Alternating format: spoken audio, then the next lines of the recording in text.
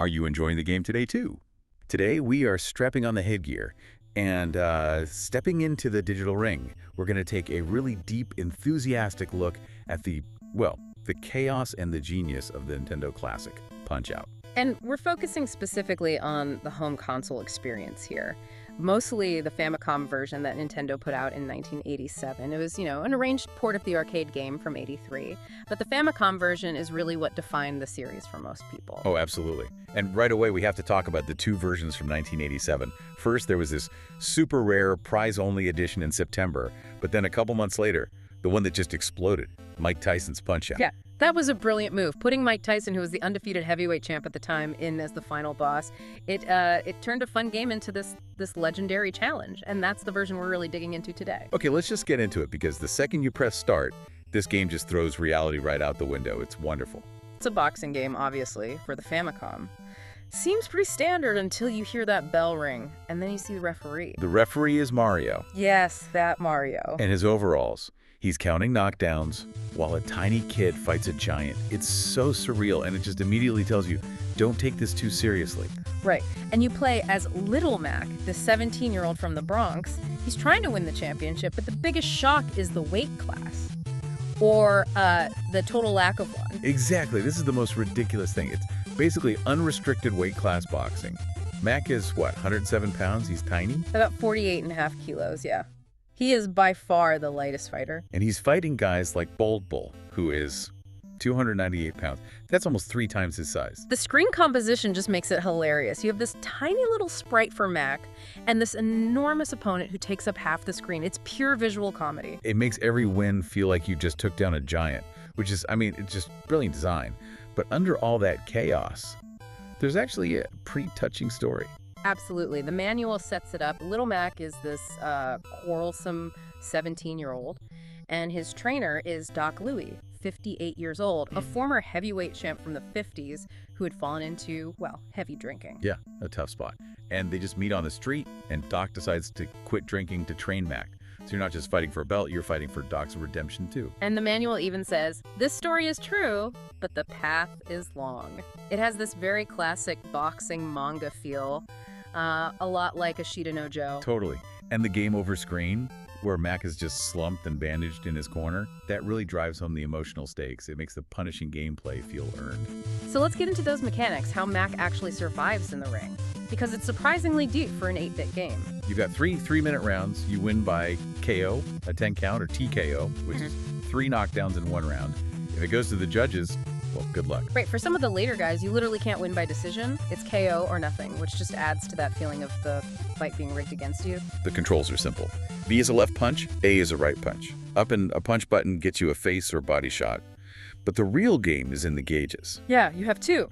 Stamina is just your health. It goes down, you go down. Simple. But the heart gauge, that's your fighting spirit. That's the real killer. It is. It goes down if you miss, if you land a hit, or if your punch gets blocked. And when it hits 0. Panic. Total panic. Mac turns pink, he's exhausted, and you can't throw a single punch until you successfully dodge something. You are just a sitting duck. The only way to really fight back is with the star system. You land a very specific counterpunch, you earn an upper star, you can hold up to 3. And then you press start to unleash the star uppercut. Right, you press start. Wait a minute.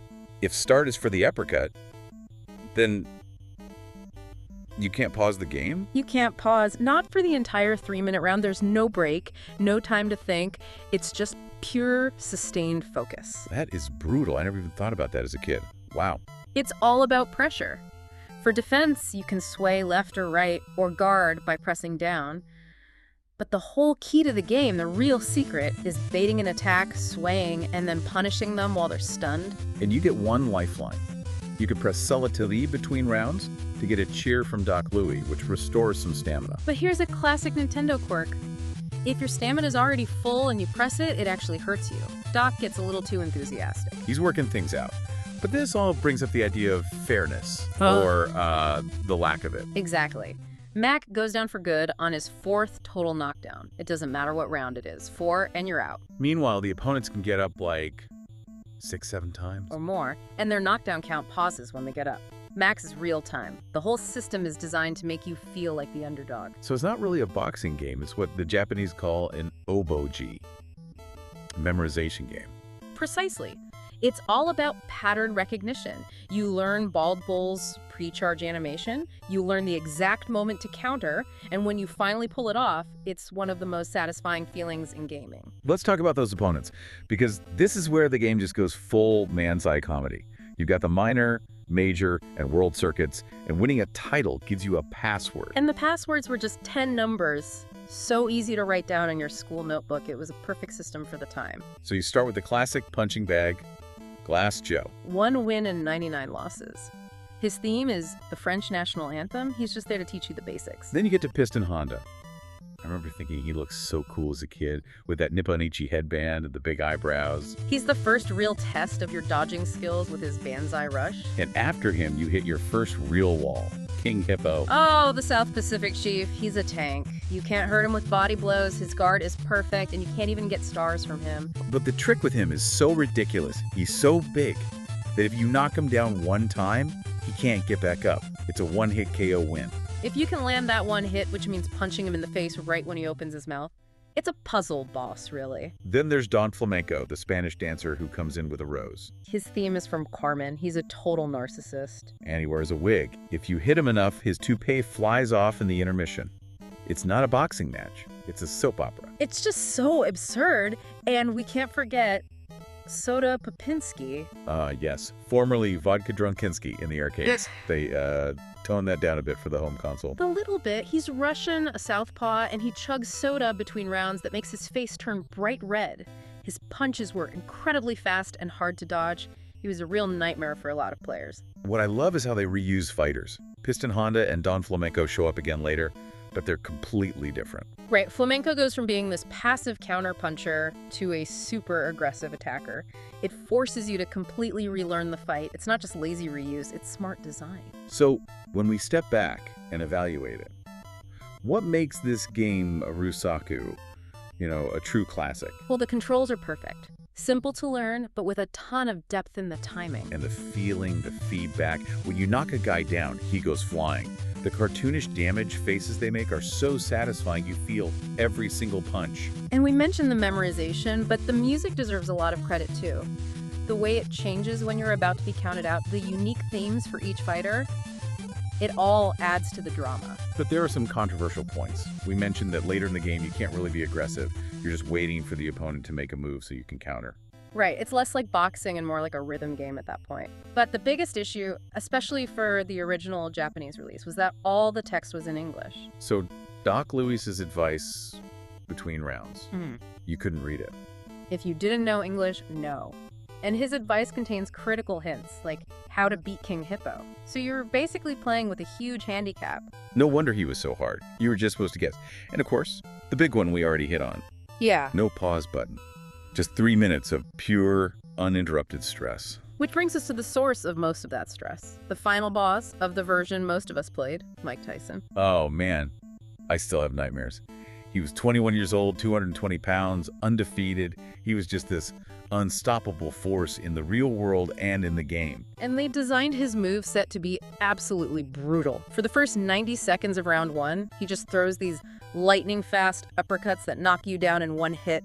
It was terrifying. If you couldn't master perfect dodging for that first minute and a half, the fight was just over. He didn't even get to play. And if you survived that, round three was just unpredictable. Fast 3-hit combos, uppercuts that break your guard. He was designed to destroy all the patterns you'd learned. And if you beat him, you could unlock the Another World Circuit. Which was basically a new Game Plus on hard mode. You only fought the toughest versions of the boxers, and then you had to face Tyson all over again. Pure masochism. But the Tyson deal didn't last forever. Correct. By 1990, the license had expired. So for overseas re-releases, they replaced him with a new final boss, Mr. Dream. Mr. Dream from Dreamland, with a record of 99 wins and 99 KOs. He was basically just a head swap of Tyson. Same moves, different sprite, but that's a version that ended up on the Virtual Console and modern systems, which makes the original Mike Tyson's Punch-Out cartridge a real collector's item now. The series kept going, of course. There was Super Punch-Out, 2 in the arcades and then on the Super Famicom. And a really great remake on the Wii in 2009. It kept the same heart and star system, but with updated 3D graphics. Mac's story even continued in weird places. In a 2008 game called Captain Rainbow, he'd become super overweight, and his whole quest was to get back in shape. But his biggest comeback was definitely Super Smash Bros. He started as just an assist trophy. And then became a full-fledged fighter in Smash 4. And they totally got him right. He's a beast on the ground with his KO meter, but he's terrible in the air. Doc Louie even makes a joke about it in one of the promotional videos. They knew exactly what his weakness was. So when you boil it all down, the game is, it's fundamentally unfair. Mac is too small, the rules are stacked against him, but the genius is that it's an oboe-G. Exactly. The game forces you to fail and fail and fail again. But through that failure, you study, you learn the patterns, and you eventually overcome this impossible challenge. It perfectly simulates an underdog's journey. It's not about being the strongest, it's about being the smartest and having the most heart. That's why it's so memorable. And that really leaves us with something for you to think about. After all these years and all these versions, from wireframes to 3D, from Tyson to Mr. Dream, is mastering these perfect counterpunch sequences really a test of boxing skill? Or is it just a test of pattern recognition? And, does that difference even matter when the feeling of victory is so satisfying? Will the game be fun tomorrow too? Have a nice game.